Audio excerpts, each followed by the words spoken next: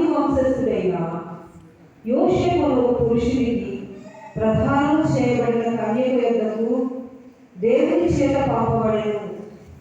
ఆ కన్యక పేరు మరియా.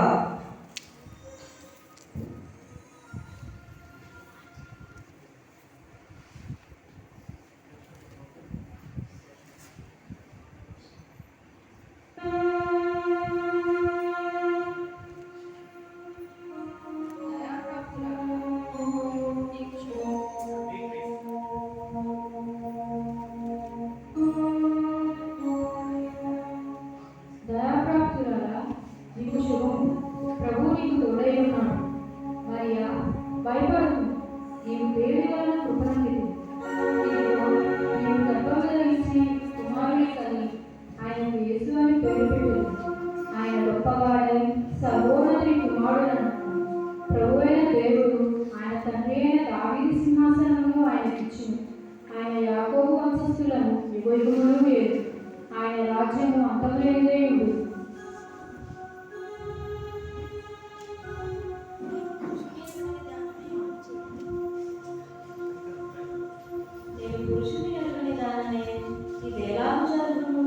పరిశుద్ధాత్మ నీ మీదికి వచ్చును.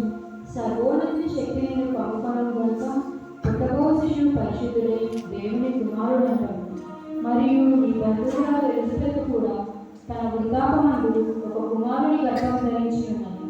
గొడ్రాలనబడి ఆమెకు ఇది 6వ మాసం. దేవుడు చెప్పిన ఏ మాటైనా నిరర్థకం కానేలేదు. ఇదిగో ప్రభువు దాసురాలను, ఈ మాట చొప్పున నాకు జరగను గాక.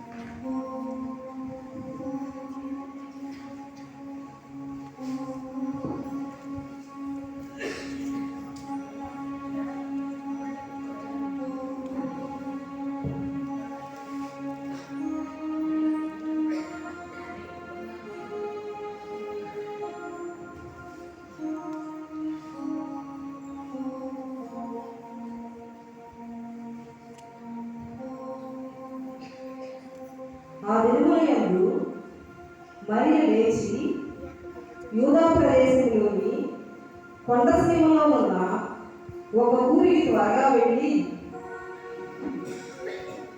జకర్యా ఇంటిలో ప్రవేశించెను.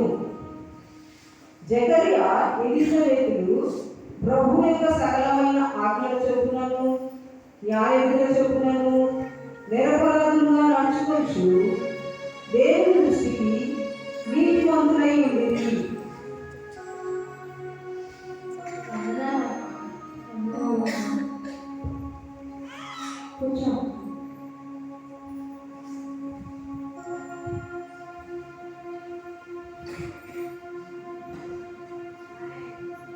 స్త్రీలలో నీవు ఆశీర్వదింపబడిన నీ గర్భఫలమును ఆశీర్వదింపబడి నా ప్రభువు తల్లి నా యుద్ధకు వచ్చుట నాకు ఎలాగో ప్రార్థించింది.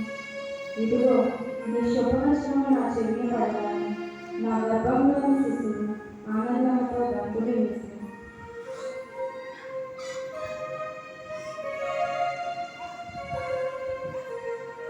నా ప్రాణము ప్రభువును గణపరచుచున్నది. ఆయన తన దాసురాలి దేశస్థితిని కటాక్షించను. నా ఆత్మ నా రక్షకుడైన దేవుని యందు ఆనందించను. సర్వశక్తిమంతుడు నాకు గొప్ప కార్యములు చేసిన కనుక ఇది మొదలుకొని అన్ని తరముల వారు నన్ను ధన్యురాలని అంటారు.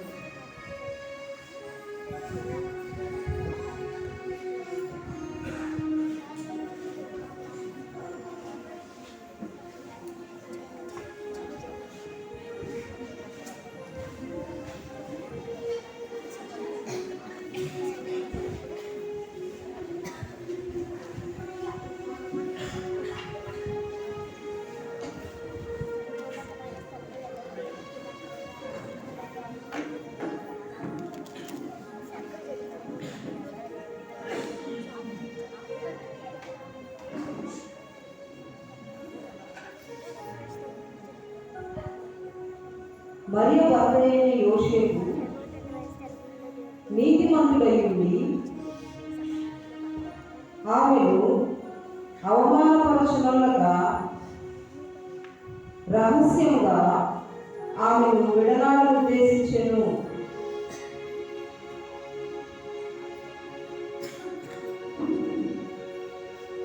అతడు ఈ సంగతులను గురించి ఆలోచించుకొనుచుండగా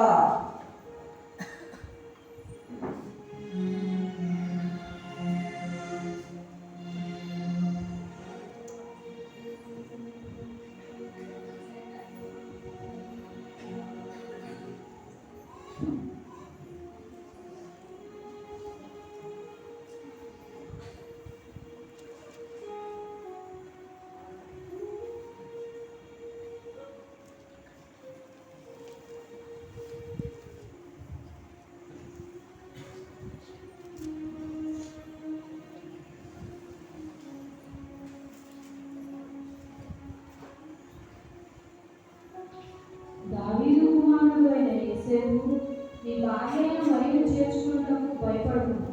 ఆమె గర్భము ధరించిన పరిశుద్ధాత్మలను కలిగిన ఆమె కుమారుని కను తన ప్రజలను వారి పాపముల నుండి ఆయనే రక్షించుగాక. ఆయనకు యేసు అని పేరు పెట్టెను.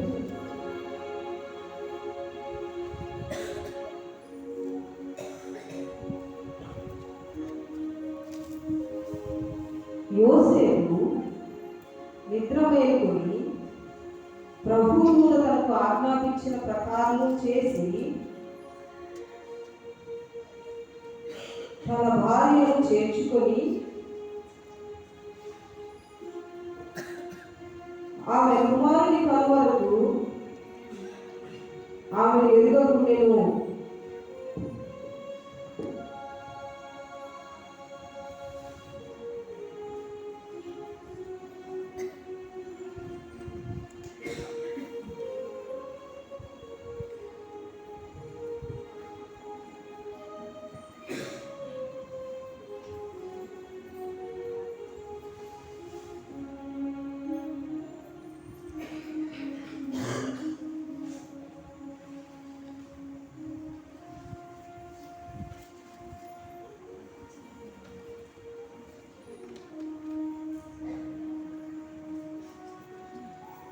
ఆ దినములలో సర్వలోకములకు ప్రజాసంఖ్య వ్రాయవలనని కైసరు ఐగుస్తు వలన ఆజ్ఞాయను. ఇవి కురేనియా సిరియా దేశములకు అధిపతి అయినప్పుడు జరిగిన మొదటి ప్రజాసంఖ్య. అందరూ ఆ సంఖ్యలో రాయబడ్డకు తమ తమ పట్టణములకు వెళ్ళిరి. యోసేపు దావీదు వంశంలోను గోత్రంలోను పుట్టినవాడు కనుక తనకు భారీగా ప్రధానం చేయబడి గర్భవతి అయిన మరియతో కూడా ఆ సంఖ్యలో రాయబడ్డకు గలిలయలోని నజరేతు నుండి యూదయలోని బెత్లెహేము అనబడిన దావీదు ఊరికి వెళ్ళెను. వారు అక్కడ ఉన్నప్పుడు ఆమె ప్రసవ దినములు నిండేది కనుక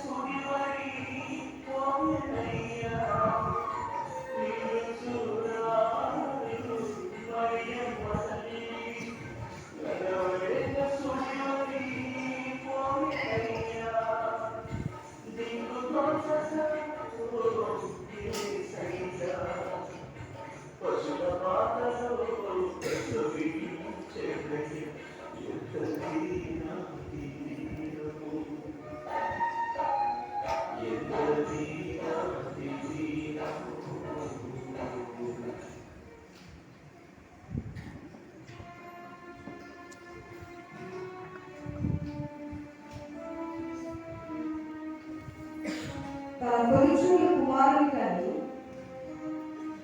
కొద్ది గుడ్డలతో చుట్టి సత్రంలో వారికి స్థలం లేనందున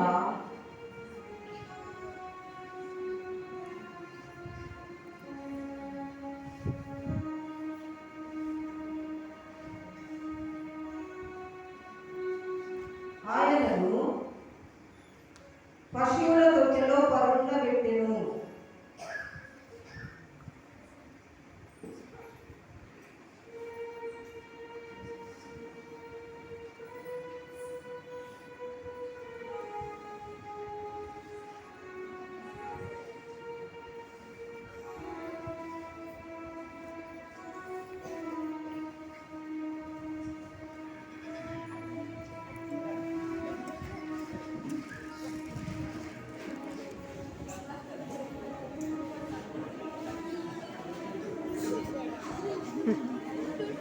ఆ దేశంలో కొందరు గొర్రెల కాపరులు పొలంలో ఉండి రాత్రివేళ తమ మందను కాచుకొనుచుండగా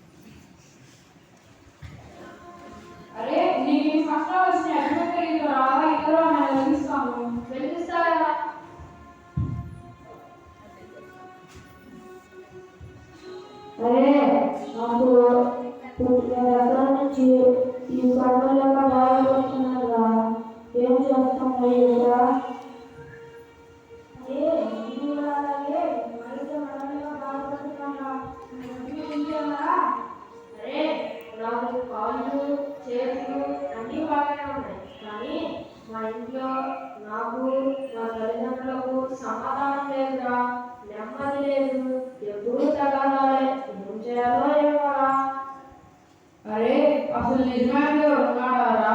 నేను ఎప్పటి నుంచో నిజమైన దేవుడు వెతుకుతూ ఉన్నానురా, కానీ నేను ఆయన తెలుసుకోలేకపోయాను.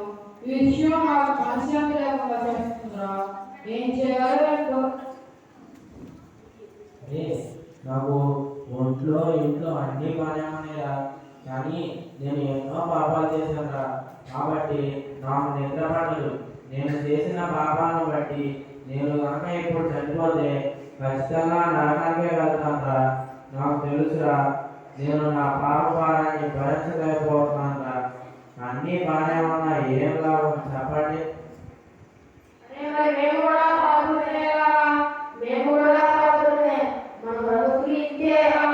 అయ్యో అరే మన బాబు సరే కానీ ఆ గొర్రెల పంపి చూడండి చూడండిరా.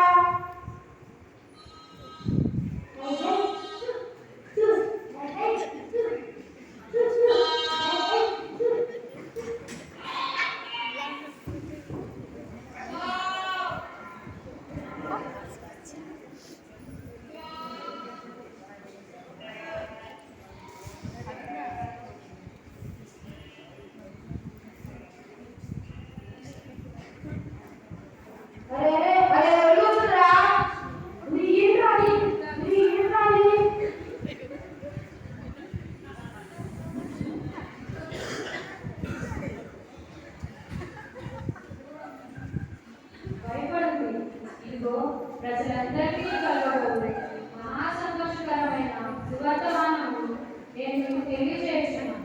దావీదు పట్టణమందు 7 రక్షకులు మీ కొరకు పుట్టి ఉన్నాడు. ఈయన ప్రభువైన క్రీస్తు. దానికి ఇదే మీకు ఆనవాలు. ఒక శిశువు పొద్దుగులతో చుట్టబడి ఒక తొట్టులో పండుకొని ఉంటా మీరు చూసేది.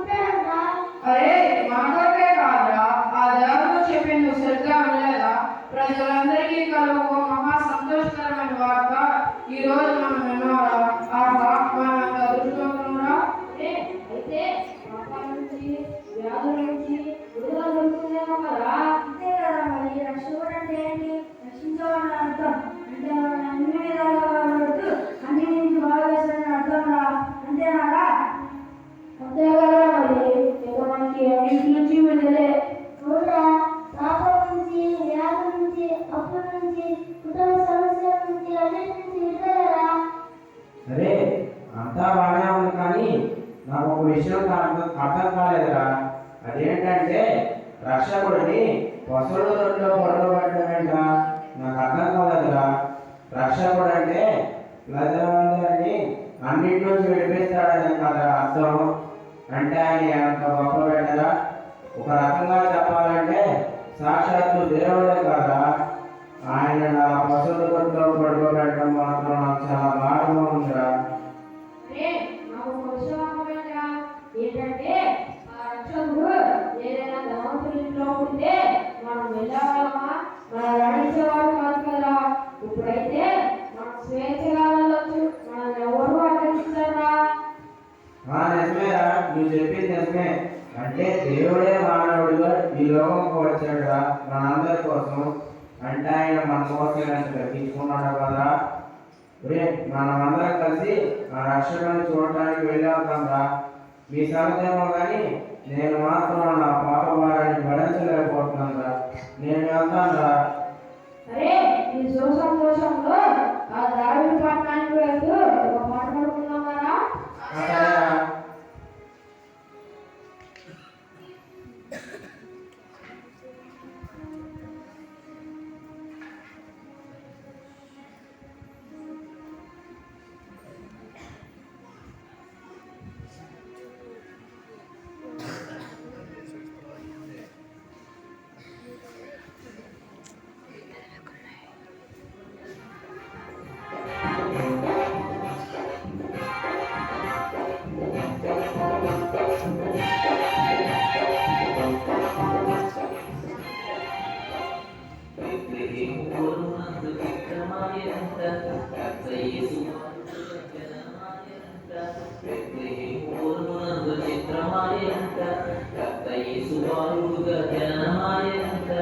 అంధకారమైన ఆకాశ వీధులలో అంధకారమైన ఆకాశ వీధులలో ఆనందము పంపతోనంట.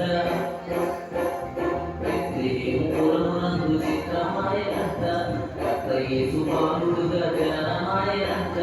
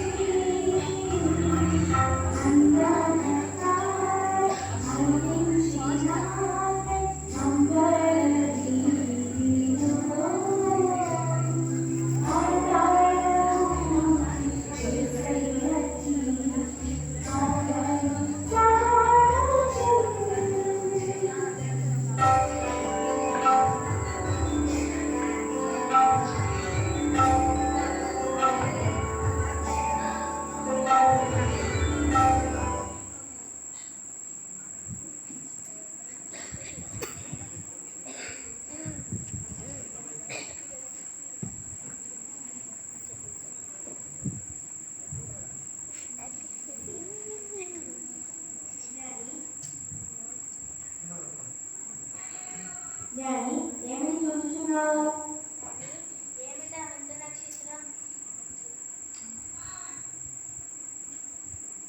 నాని ఏమిటా వింత నక్షత్రం?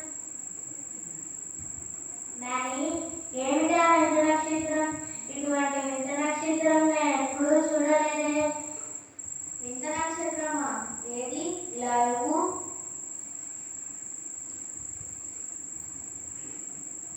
అమ్మో, ఇంత పెద్ద నక్షత్రమా? నాని ఏది ఇలా ఇవ్వు.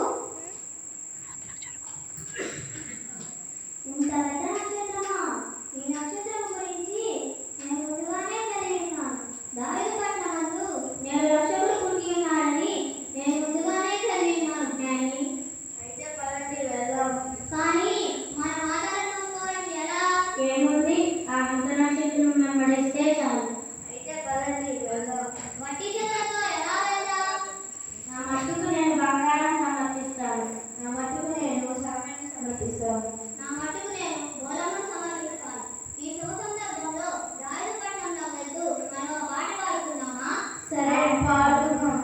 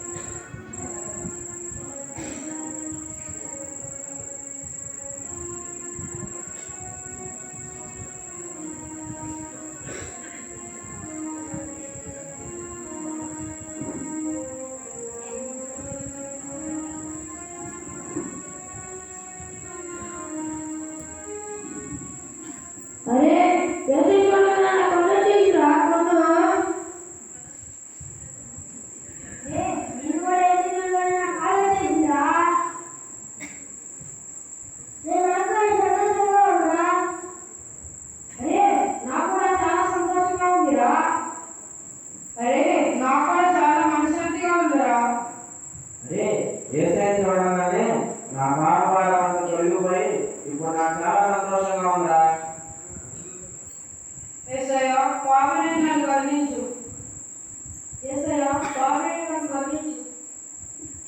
యేసయ్య పాపిని నన్ను కరుణించు. యేసయ్య పాపిని నన్ను కరుణించు. యేసయ్య పాపిని నన్ను కరుణించు. యేసయ్య పాపిని నన్ను కరుణించు. యేసయ్య పాపిని నన్ను కరుణించు. యేసయ్య పాపిని నన్ను కరుణించు. అబ్బా ఏసయ్య చాలా ఆనందంగా ఉందయ్యా.